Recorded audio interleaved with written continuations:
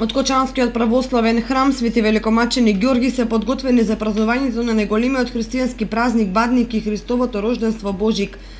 Христијански празници кои се празнуваат во кругот на семејството со празнични вечери и молитви. За утрените богослужби кои ќе се одржат во чест на Бадник и Божик, од изјавата на ѓакон Димитар Арсовски.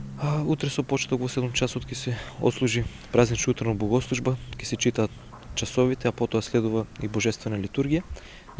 Знаеме дека утре денот посвета на светиот Наумохристскиот чудотворец. Во сабота света божествена литургија, исто така со почеток во 8 часот, по чие завршување традиционално на присутните верници ќе им биде поделено од бадниковите гранчиња и од липчињата со паричката.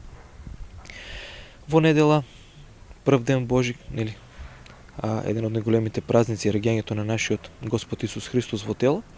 Во понеделник, втор ден Божик, по традиција ќе имаме света архиерейска литургија на која што ќе чини началство на неговото високо преосвештенство митрополитот Брагалнички Иларион во сослужение на повеќе свештеници од наместништвото. И во вторник денот посветен на светиот архијакон и првомаченик Стефан, исто така литургија со почеток во 8 часот.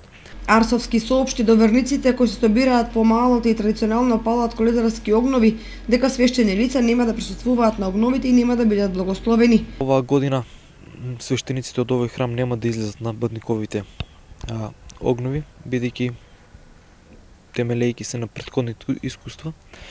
Иако кажавме, апелиравме дека оваа практика не е баш во склоп со православието, но ајде да речеме дадовме шанса да се добие некоја христијанска, некоја православна димензија, но за жал ваквите празнувања, ваквите собирањки ја мина она, да речеме, црвена линија на христијанско достоинствено однесување.